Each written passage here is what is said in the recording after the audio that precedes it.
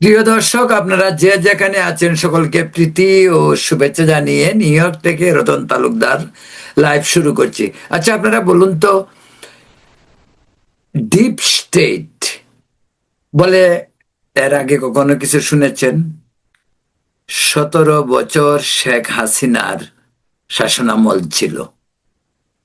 অনেক অনিয়ম, গণতন্ত্রকে হত্যা করা, নির্বাচনকে নয়ছয় করা। এর ব্যাখ্যার আর প্রয়োজন নেই। নির্বাচনগুলি 18 থেকে শুরু করে 24 পর্যন্ত বা এর তারও আগে যে নির্বাচনগুলি হয়েছে বিতর্কিত। নির্বাচনে গণমানুষের কোনো সম্পৃক্ততা ছিল না। কিন্তু শেখ হাসিনার 17 বছরে যে ধরনের উন্নয়ন আমাদের দেশে হয়েছে, তা একটি মানুষ যদি মস্তিষ্ক বিকৃত হয়, সেও বলবে শেখ হাসিনার আমলে দেশটির উন্নয়ন হয়েছে। দেশটিকে দেখতে এখন আর আগের মতো গরিব দেশ মনে হয় না। অনেকাংশেই বাংলাদেশকে আজকে প্রাচ্য বা পাশ্চাত্যের বিভিন্ন দেশের সঙ্গে তুলনা করা যায়। কিন্তু তারপরেও বলবো, মানুষের অধিকার এবং মানুষের কথা বলার স্বাধীনতা, মানুষের নাগরিক অধিকার প্রয়োগ করা হয় ভোটের মাধ্যমে, সেটি বারবার বিঘ্ন ঘটেছে। সে কারণে শেখ হাসিনাকে অভিযুক্ত করা যেতে পারে, তার সরকারকে। ব্যক্তিগত হাসিনা না, তার সিন্ডিকেট সেই কাজগুলি করেছে, তাও ভেবে দেখার সময় হয়েছে। এখন ইউনূস সরকারের আমলে যত ধরনের অনিয়ম হয়েছে,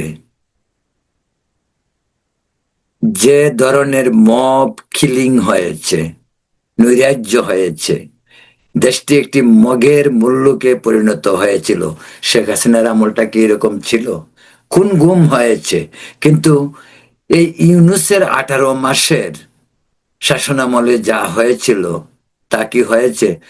যারা শেখ হাসিনার সরকারের সমালোচনা করেছে, শেখ হাসিনাকে, তার শাসনামলকে যেভাবে ব্যাখ্যা করা হয়েছে, ভারতকে যেভাবে টেনে আনা হয়েছে, বিশেষ করে এই ইউটিউবার গুলি যারা দেশের বাইরে, পিনাকি ভট্টাচার্য থেকে শুরু করে আমেরিকা, ইউরোপ, কানাডা বসবাসকারী ইউটিউব চ্যানেল থেকে যেভাবে বাংলাদেশের বিরুদ্ধে ষড়যন্ত্র, আওয়ামী লীগের বিরুদ্ধে ষড়যন্ত্র থেকে শুরু করে মুক্তিযুদ্ধের চেতনাকে বুলুণ্ঠিত করার যত ষড়যন্ত্র হয়েছে, সেই সমস্ত লোকগুলোই পিনাকি এখন বলে হাসিনার আমল, হাসিনাই এই সরকার থেকে ভালো ছিল, হাসিনাই ইউনূস থেকে ভালো। এখন থেকে তারা ইউনূসকেও গালিগালাজ করে। যে ইউনূসকে তারা জামাই আদরে বাংলাদেশে এনেছিল, সেই বিদেশে বসা কতগুলি ইউটিউবার এখন দেখি ইউনূসকে বিভিন্ন অকথ্য ভাষায়, অশ্রাব্য ভাষায় গালিগালাজ করে। নতুন স্বাধীনতা? কিসের স্বাধীনতা? নতুন স্বাধীনতা 24-এর পরে নাকি নতুন স্বাধীনতা? আমাদের দেশ একবার স্বাধীন হয়েছে 71 সালে। 9 মাসের রক্তক্ষয়ী সংগ্রাম, 30 লক্ষ শহীদের রক্তের বিনিময়ে, 2 লক্ষ মা বোনের ইজ্জতের বিনিময়ে আমাদের দেশ স্বাধীন হয়েছে। বিশ্বের মানচিত্রে আমরা পেয়েছি বাংলাদেশ, পেয়েছি লাল সবুজ পতাকা। কারো দয়ায় নয়, কারো করুণায় নয়, বাঙালি জাতি গর্জে উঠেছিল অমিত শক্তিতে, বলিয়ান হয়ে বঙ্গবন্ধুর নেতৃত্বে, আওয়ামী লীগের নেতৃত্বে। মুক্তিযুদ্ধ হয়েছে। সেই মুক্তিযুদ্ধে আমরা জয় লাভ করেছি। ৭২ আমরা পেয়েছি একটি শ্রেষ্ঠ সংবিধান, যে সংবিধান গণতন্ত্র, সমাজতন্ত্র, ধর্মনিরপেক্ষতা এবং বাঙালি জাতীয়তাবাদের ভিত্তিতে গণমানুষের আশা আকাঙ্ক্ষার প্রতিফলন আমরা সেই সংবিধানে দেখতে পাই। আজকে সেই সংবিধান তাদের ভালো লাগে না, কারণ এই সংবিধানটি মুক্তিযুদ্ধের মাধ্যমে অর্জন করা। আজকে তারা বলছে কি, তারা আজকে বলছে স্বাধীনতা পেয়েছে তারা, নতুন স্বাধীনতা। কিসের স্বাধীনতা? কিসের জুলাই যুদ্ধ? কোথায় তারা যুদ্ধ করেছিল? আচ্ছা ভাই বলুন তো আপনারা, এই যে জুলাই আন্দোলন, কুঠা মেধা এসব নিয়ে তো শুরু হয়েছিল, কিন্তু আসল আন্দোলন তো তা নয়। ওদের আন্দোলন ছিল মুক্তিযুদ্ধের সপক্ষের দলকে ক্ষমতাচ্যুত করতে হবে, হাসিনাকে ক্ষমতাচ্যুত করতে হবে, ভারত বিরোধিতার নামে আমাদেরকে ঠেলে দিতে হবে খাদের কিনারে। শেখ হাসিনাকে ভুল থাকতে পারে, শেখ হাসিনার পতন ঘটবে, সেই পতন গণমানুষের আন্দোলনই হতে পারে। এরশাদের পতনও গণমানুষের আন্দোলনই হয়েছে, খালেদা জিয়ারও পতন হয়েছে গণমানুষের আন্দোলন এবং সেনাবাহিনীর হস্তক্ষেপে 1/11 মাধ্যমে। তবে বলছিলাম, এই যে আজকাল কতগুলি নতুন নতুন কথা শোনা যায়, নতুন স্বাধীনতা, দ্বিতীয় স্বাধীনতা, নতুন বন্দোবস্ত। কিসের বন্দোবস্ত? আমাদের একটি বন্দোবস্ত, সেই বন্দোবস্ত আমরা করেছি ৭১ সালে, তারপর আর কোনো বন্দোবস্ত নেই। আমাদের একটি বন্দোবস্ত, জয় বাংলা জয় বঙ্গবন্ধু। আমাদের একটি বন্দোবস্ত, বাংলাদেশ জিন্দাবাদ এবং বাংলাদেশি জাতীয়তাবাদ এবং মুক্তিযুদ্ধের চেতনা ও বাঙালি জাতীয়তাবাদ। এটাই আমাদের, এরপরে আর কোনো বন্দোবস্ত নেই।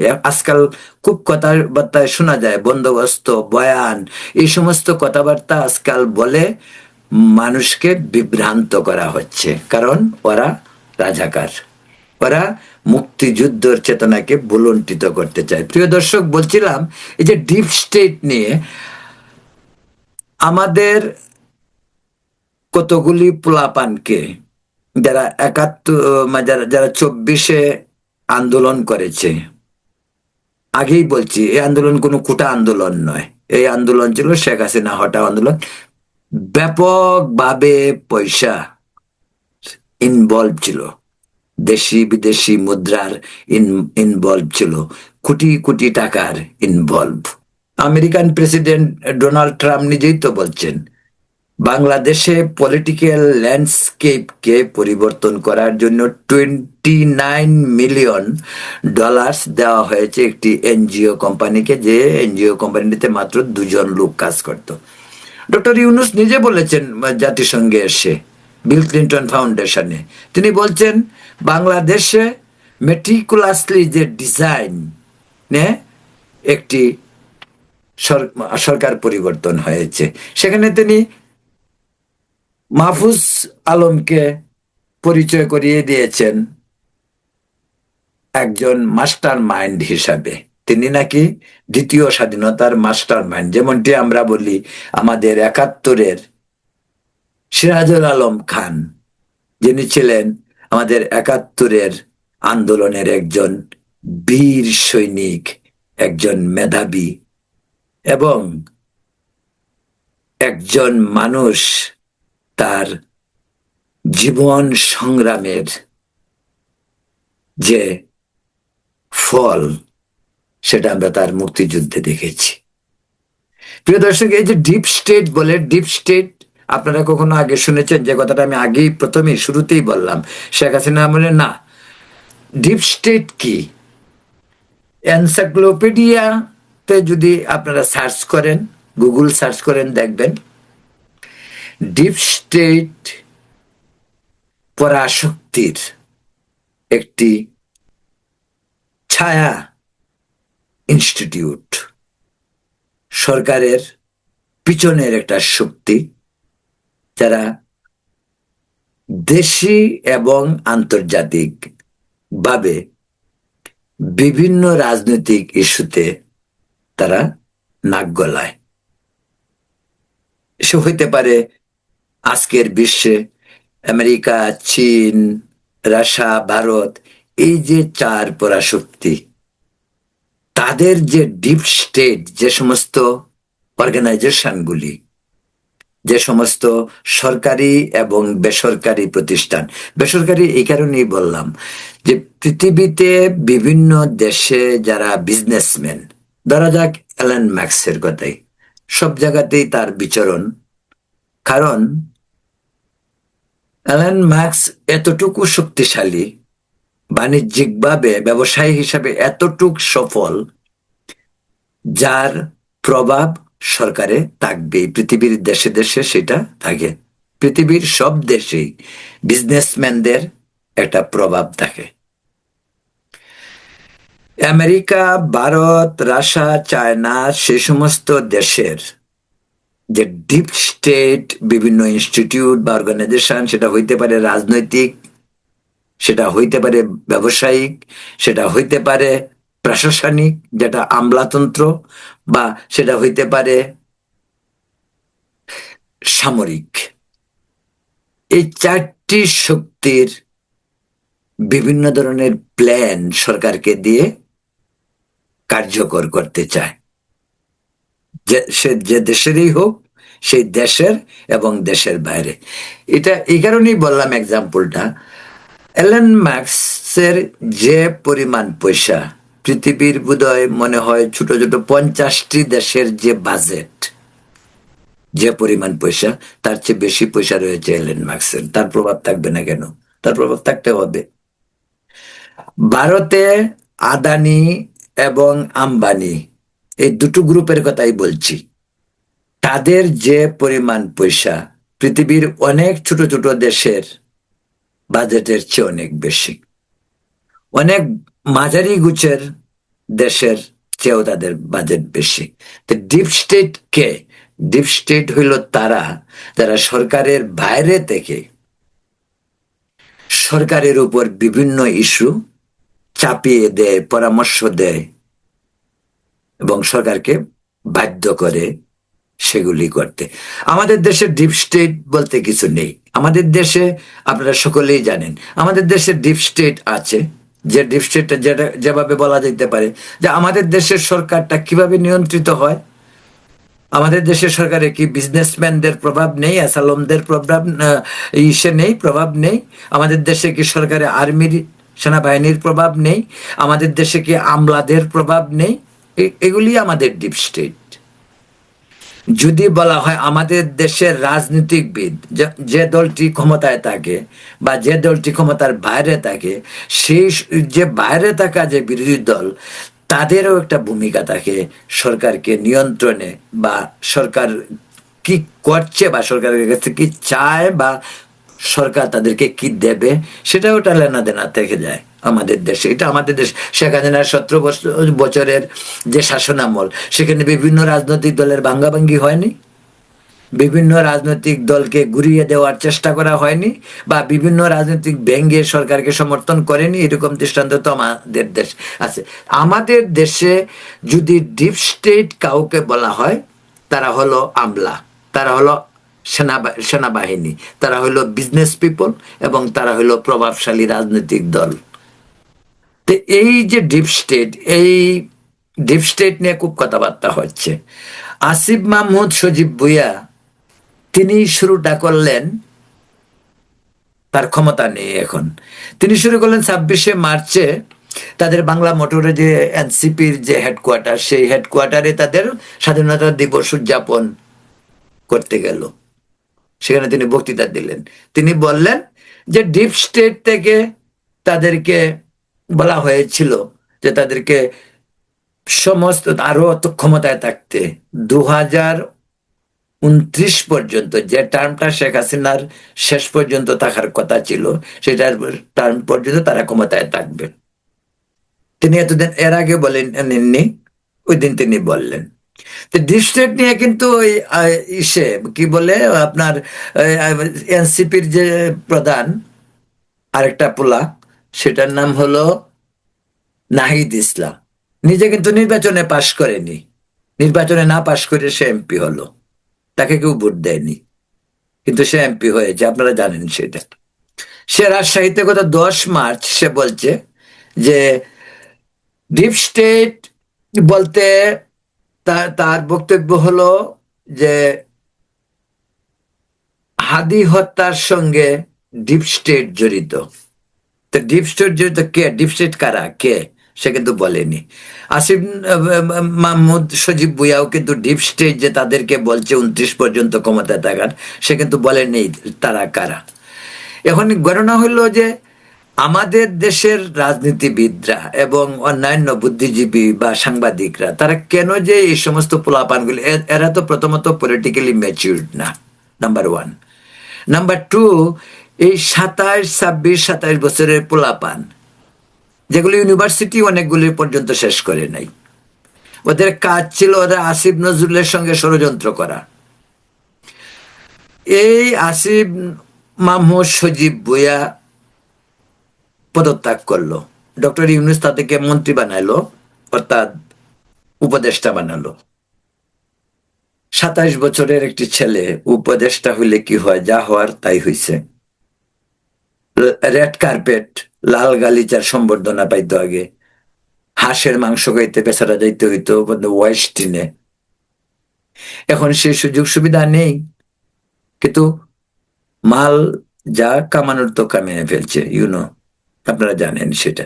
তার পিয়নি নাকি কত 400 কোটি টাকা মানে ইয়ে কর কামাইছে, এবং ওদের টাকা পয়সার কোনো অভাব নাই, এরা যে কোনো দিন যে কোনো জায়গায় চলে যেতে পারে। আমি নিশ্চিত দুদকে তাদের বিরুদ্ধে অলরেডি মামলা রয়েছে। দুদক যদি সিরিয়াসলি তদন্ত শুরু করে ওরা দেশে থাকবে না, কারণ ওদের টাকা চুরি করা টাকা কেউ ব্যালেন্স, ব্যাংক ব্যালেন্স করে নো, আত্মীয় স্বজন দেশে বিদেশে সব জায়গায় পাঠায়। আওয়ামী লীগের লোকজন কি করছে, তাই তো করছে, টাকাগুলি বিদেশে পাচার করেছে, কানাডা, আমেরিকা, কানাডার বেগম পাড়া, আমেরিকায় এদের বাড়িঘর, সুইস ব্যাংকে টাকা, আমেরিকান ব্যাংকে টাকা। চুরি করা টাকা কি কেউ দেশে রাখে? নিশ্চয় রাখে। আসিফ মাহমুদ সজীব ভুইয়া কি চুরি করা টাকা দেশে রাখছে? না। এই যে অন্যান্য গুলি, নাহিদ বলেন, এই যে ইসে কি কয় মাহফুজ আলম, ওদের টাকা কোথায়? আসিফ নজরুলের টাকা। নিউ ইয়র্কে অনেকগুলি বাড়ি, আমরা তো নিউ ইয়র্কে থাকি, আসিফ নজরুল তো এখানে থাকে। তো বলতে পারেন যে ওরা কি, ওরা আসে নাই কেন? ওরা আসে নাই, ওরা বিএনপি কে মনে করেছে দুর্বল সরকার, তাদেরকে কিছু করবে না। বিএনপি যখন একজনকে ধরবে দেখবেন বাকিগুলি পালাবে। তবে আমি এটুক নিশ্চিত, সরকার ওদেরকে দেশ ছেড়ে চলে না যাওয়ার জন্য ওদের উপর নিষেধাজ্ঞা জারি করা উচিত, কারণ সুযোগ পেলেই এরা চলে যাবে, ওদের থাকার দরকার নেই। এই সমস্ত রাজমিস্ত্রির ছেলে, হতদরিদ্র গরিব ছেলেগুলি হঠাৎ করে পয়সা পেয়ে তাদের চেহারা, ছবি, বেশ, কাপড় চোপড়, জুতা সবই চেঞ্জ হয়ে গেছে। আমি বোধহয় একটা ফেসবুকে একটা ভিডিও ক্লিপ দেখলাম, আসিফ মাহমুদ সজীব ভুইয়া ড্যান্স করতেছে, নিশ্চিত সে ড্রিঙ্কস করছে, ড্রিঙ্কসে ইনফ্লুয়েন্স না হলে এরকম ভাবে ড্যান্স করতে পারে না বন্ধু বান্ধবদেরকে নিয়ে। তো ওরা ছিল ওই লেভেলের ছেলেবেলে, ওদেরকে ডক্টর ইউনুস বানিয়েছে উপদেষ্টা, ওদেরকে দিয়ে বানিয়েছে রাজনৈতিক দল, ওদেরকে দিয়েছে পাওয়ার। ফেনী বন্যায় হলো, বলে না যে কারো পৌষ মাস কারো সর্বনাশ। ফেনীতে বন্যার পরে যে টাকাগুলি আসছিল সবগুলি টাকা এই তথাকথিত সমন্বয়কারীরা সবগুলি টাকা পকেটে ভরলো। তারপরে ইউনুস আমলের প্রথম দিকে নিয়োগ বাণিজ্য, ডিসি পর্যন্ত নিয়োগ করে হাসনাত আব্দুল্লাহ। যে ছেলেটা চালের বস্তা মাথায় নিয়ে চুরি করে পালাচ্ছে, এরকম ভিডিও দেখলাম। চালাকি করে বিএনপির ক্যান্ডিডেটকে দেবিদ্বারে মামলায় জড়িয়ে শেষ পর্যন্ত সে এমপি হয়ে গেল। এই সমস্ত অর্ধশিক্ষিত অশিক্ষিত 27-28 বছরের পোলাপানগুলি আমাদের দেশের রাজনীতি ধ্বংস করেনি, নতুন প্রজন্মকে ধ্বংস করেছে। নতুন যারা শিক্ষার্থী বিভিন্ন ইউনিভার্সিটিতে, তাদেরকে ধ্বংস করেছে। আজকে হাদি নিয়ে তারা কান্নাকাটি করে, অথচ এই এনসিপি হাদিকে কখনো পাত্তাই দিত না। আর হাদিও তাদের দুর্নীতি, তাদের বিভিন্ন অপকর্ম নিয়ে হাদির অনেকগুলি ভিডিও রয়েছে, আপনারা নিশ্চয়ই দেখতে পারবেন। আর এখন তাদের হাদির জন্য কান্নার কোনো অভাব নেই। আজকে কলকাতাতে যে ধরা পড়লো হাদির দুজন, এখন দিল্লিতে। আমি নিয়ে বেশ কয়েকটি ভিডিও করেছি। এই হাদি হত্যার রহস্য উদ্ঘাটন হলে এই সমস্ত লোকজন ধরা খাবে। হাদি তো ওই দিন বলছে জামাত জড়িত। আর আরেকটি কথা বলি, এনসিপি কে সবাই আলাদা করে দেয়। এনসিপি কোনো আলাদা কিছু না, এনসিপি ছিল শিবির। এই শিবির গুলোই ছাত্রলীগের আওয়ামী লীগের ভিতর ঢুকেছিল। এগুলি পার্ট অফ দ্য গেম। এটি হলো মেটিকুলাসলি ডিজাইনের পার্ট হিসাবে ওরা ওই কাজগুলি। এই প্ল্যান তো একদিনে হয়নি, শেখ হাসিনা বুঝতে পারেনি বা তার গোয়েন্দারা বুঝতে পারেনি, বা বুঝলেও হয়তো বলেনি, সেটা অন্য কথা। কিন্তু this kind of operation, this is really very organized. That's the reason doctor Yunus new ইয়র্কে এসে বলেছিলেন মেটিকুলাসলি ডিজাইন দ্বারা 24-এর আন্দোলনটি হয়, এবং সেই আন্দোলনে তাদের টার্গেটই ছিল শেখ হাসিনাকে পতন ঘটানো। কারণ বিষয়টি এমন ভাবে করে, যেটা আসিফ নজরুল খুব ভালো জানে। সত্যি কথা বলতে কি, আসিফ নজরুল, আসিফ মাহমুদ, সজীব ভুঁইয়া, নাহিদ ইসলাম, হাসনাত আব্দুল্লাহ, ডক্টর ইউনুস এবং ওর নামটা হলো যে মাস্টার মাইন্ড, তার নামটা হলো মাহফুজ আলম, ওদের সবাইকে অ্যারেস্ট করলে সমস্ত রহস্য উদ্ঘাটন হবে। 24-এর জুলাইটা কি হয়েছিল। 24-এর জুলাই, 24-এর গণ অভ্যুত্থান যে 69-এর গণ অভ্যুত্থান নয়, 24-এর গণ অভ্যুত্থান যে 90-এর গণ অভ্যুত্থান নয়, সেটা প্রমাণ হবে। 24-এর গণ অভ্যুত্থান যে ধান্দাবাজি, আধুনিক ধান্দাবাজি, সেটা আর বলার অপেক্ষা রাখে না। কারণ জুলাইয়ের 36 দিন পরের যে কাহিনী আমরা দেখলাম, তাতে আমরা বুঝতে পেরেছি যে জুলাই আন্দোলনটা কি, কিসের ভিত্তির উপর এবং কেন হয়েছিল, এবং ওরা কারা। এর পরিষ্কার, নতুন করে বলার দরকার নেই। বিষয়টি অত্যন্ত পরিষ্কার, ক্রিস্টাল ক্লিন, পরিষ্কার পানির মতো। আসিফ নজরুল সহ জামাতের একটি অংশ, যারা ছাত্রলীগ, যুবলীগ, আওয়ামী লীগের ভিতর ঢুকে পড়েছিল, ওরা সব বেরিয়ে এসেছে, বেরিয়ে এসে আন্দোলন। আর যারা ছিল এন্টি ভারত, 71-এর পরাজিত শক্তি, সেই শক্তি শেখ হাসিনা হটাও আন্দোলন, এটাই ছিল তাদের মেইন আন্দোলন। আর আজকে যে ডিপ স্টেট বলা হচ্ছে, এগুলি সব নাটক। নাটক। ডিপ স্টেট চিরদিনেই ছিল, আগামী অনন্তকাল থাকবে। বাংলাদেশে বা তৃতীয় বিশ্বের অন্যান্য উন্নয়নশীল দেশগুলিতে ডেমোক্রেটিক গভর্নমেন্টের আবরণে যে সরকার চলে তা সকলের জানা। আর এই সরকার নিয়ন্ত্রিত হয় আমলাতন্ত্র দ্বারা, সেনাতন্ত্র দ্বারা, বিজনেস কমিউনিটি দ্বারা, সেটাই নিয়ম। এবং সেই ধারাবাহিকতা থেকে আমরা বিচ্ছিন্ন নই। তাই তাই এই ডিপ স্টেট এই সমস্ত ফালতু কথাবার্তা বলে বাস্তবতাকে এড়ানোর কোনো সুযোগ নেই। আমাদের দেশে উপর খবরদারি প্রতিবেশী ভারত করে, দীর্ঘদিন ধরে করতেছিল, ভবিষ্যতেও করবে। ইউনূস এসে যে বিষয়টি কে একেবারে তলানিতে নিয়ে যায় তা হলো ভারত বাংলাদেশ সম্পর্ক, এবং এমনটি হওয়া উচিত নয়।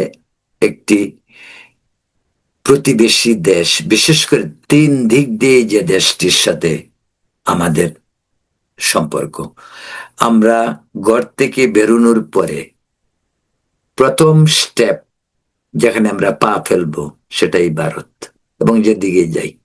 আর একেবারে দক্ষিণে যাবেন, সমুদ্র পানিতে পা দিতে হবে। ডক্টর ইউনূস অবশ্য বলছিল আমাদের যুব সমাজ, তোমাদের চাকরি টাকরি কি দরকার, ওই সমুদ্রের নিচে নাকি মণিমুক্তা সবকিছু আছে, ওখান থেকে আরোহণ করতে হবে। মানে বাটপাড়ির একটা সীমা থাকা উচিত।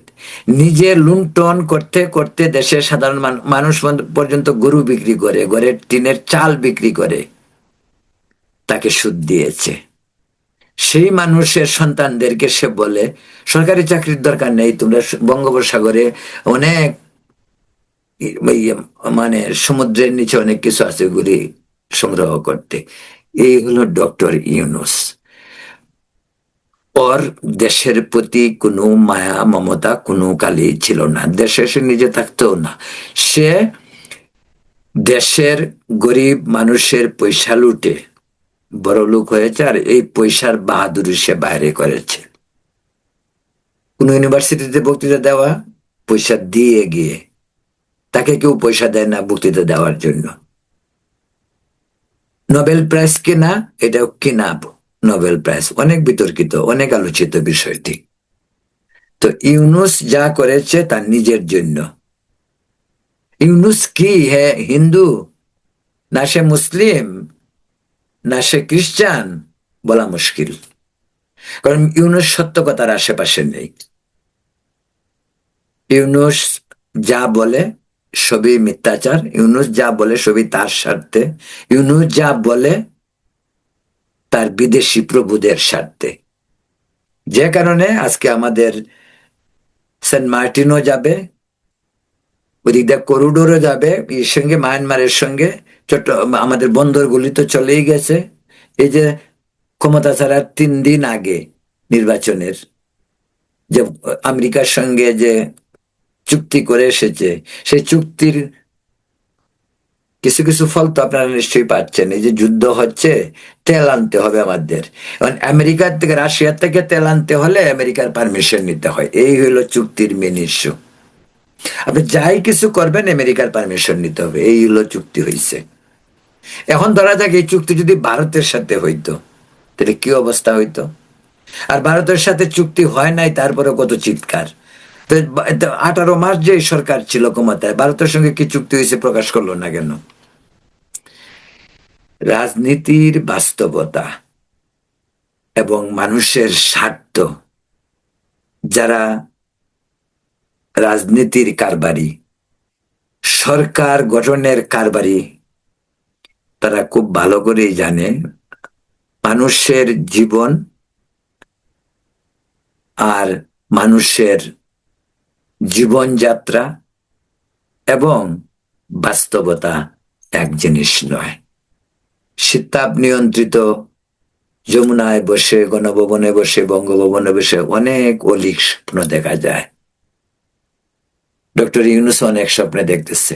ওই যে দেখেন এসএসএফ এর ইসে নিল নিরাপত্তা, 3 মাস পাওয়ার কথা, তিনি নিজে 1 বছর করে নিয়েছেন। থাকতে চায়, শেষ পর্যন্ত থাকতে চায়, দেখতে চায় তারেক রহমান যদি তারে প্রেসিডেন্ট করে ফেলে। সে এখন বাংলাদেশে এই আশায় বসে আছে। কালকে আমি নিশ্চিত দিয়ে বলতে পারি, আমি দায়িত্ব নিয়ে বলছি, আমি গ্যারান্টি দিয়ে বলতে পারি, কালকে রাষ্ট্রপতি চুপ্পুকে সরিয়ে তারেক রহমান বিএনপির কোন সিনিয়র নেতাকে রাষ্ট্রপতি করুক, এক সপ্তাহের মাঝে ডক্টর ইউনূস দেশ ছেড়ে চলে যাবে। সে জানে যে শেষ সবার, তার আর হচ্ছে না। তবে আমি ডক্টর ইউনূসকে বলি, তারেক রহমান আত্মঘাতী হবে না। তাকে প্রেসিডেন্ট বানিয়ে বিএনপিকে যোগ তারেক রহমান করবে না। সে রাষ্ট্রপতি হওয়ার আশায় এখনো বসে আছে। আর অন্যগুলি যায় না কেন দেশ থেকে? এগুলি যায় না, তাদেরকে না ধরা পর্যন্ত তারা যাবে না। যাবে একজনকে ধরলে বাকিগুলি চলে যাবে। তখন ওদেরকে দেশ ছাড়ার নিষেধাজ্ঞা দিতে হবে, এদেরকে আইনের আওতায় আনতে হবে।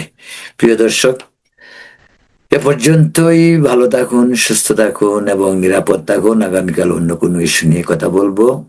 ধন্যবাদ।